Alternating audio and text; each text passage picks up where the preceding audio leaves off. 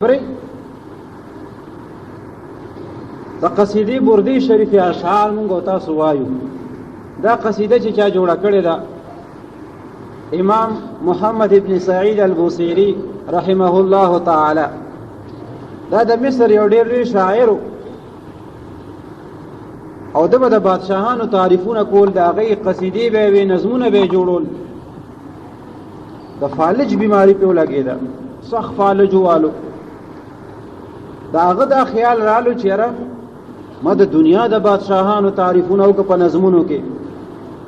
راشه دا ځل د دواړو جهانو د سردار مبارک د نبی کریم صلی الله علیه وسلم مبارک په شان کې څه شعرونه جوړ کا، د هغه تعریف پکې وکړه، قصیده ووایه، نعت ووایه، هغه اشعار جوړ کړه. امن تذکر جیران بذی سلمی مزجت دمعا جرا من مقلة بدمی. او دا نور اشعار تاسو اورئ. هو الحبیب الذي ترجى شفاعته لكل هول من الاهوال مقتحم. جاءت لدعوته الاشجار ساجدة تمشي اليه على ساق بلا قدم. لویا قصیده ده، دغه قصیده جوړه کړه او چې څنګه یې جوړه کړه الله تعالی هغه قصیدې ته قبولیت ورکو. خدای په قبوله کړه هغه قصیده مبارکه. بیا د یو بل سړي په علم کې خدای دا خبره راوسته چې د بوصیري صاحب دا قصیده خدای قبوله کړې ده او پیغمبر علیه السلام هم قبوله کړې ده. چې سار شو یو بل سړي امام بوصیري صاحب ته وی چې بوصیري صاحب ما ته هغه قصیده ووایه هغه چې تا جوړه کړې ده. نو ده خو چاته ذکر نو کړی چې ما د پیغمبر علیه السلام په شان کې شعرونه ویلي دي، اشعار مې جوړ کړي دي، هیڅوک هم نو خبر کړي.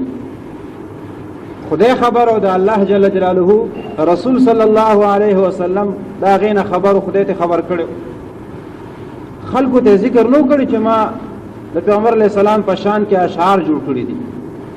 خو هغه بل سړي چې ورته وي چې تا اوس کومه قصیده جوړه کړې هغه راته ووایه، ده ورته تا ته څه پته ده؟ هغه سړي ورته د هغه قصیدې ډومبنی شعر هم ووایي، دا شعر دی د هغې، د دې نه شروع کېږي. ده ورته تا ته څنګه پته ولګېده چې ما نوې قصیده جوړه کړې ده او د پیغمبر علیه السلام په باره کې مې جوړه کړې؟ هغه سړي ورته ووایي چې ما خوب ولیدو او نبی کریم صلی الله علیه وسلم مبارک مې ولیدو او تو ورسره ناست وې او تا ورته دا قصیده اوروله. مزجت دمعا جرا من مقلة بدمی امن تذکر جیران بذی سلمی مزجت دمعا جرا من مقلة بدمی.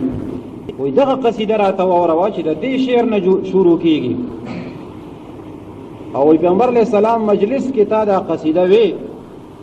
هغه قصیده یادوم، هغه د پیغمبر علیه السلام مبارک ته خدای پاک خبر کو او پیغمبر علیه السلام مبارک هم ته خوشحاله شو او پیغمبر علیه السلام مبارک هغه بوصیري صاحب تخپل صادر وی ورکو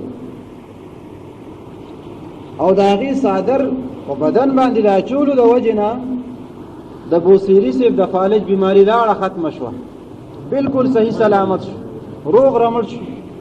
د دغې قصیدې مبارکې د برکته او د پیغمبر علیه السلام په شان کې د تعظیم او د اکرام او د احترام د هغه اشعارو جوړولو هغه برکت دا و چې جسمانی فائدہ مو الله تعالی ورکه په دنیا کې او د هغې چې کوم آخرت کې فائدې دي هغه الله جل جلاله ته معلومې دي.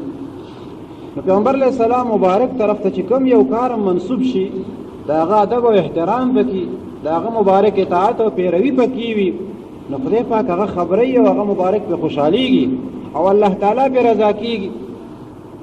نو زمونږ او ستاسو تعلق داسې مبارک پیغمبر سره دی، زمونږ او ستاسو ایمان په داسې مبارک پیغمبر باندې دی چې هغه ته خدای داسې یو حیات ورکړی دی، داسې ژوند ورته خدای ورکړی دی چې زمونږ د دې نیکو اعمالو نه هغه خبرېږي او خوشحالیږي پې.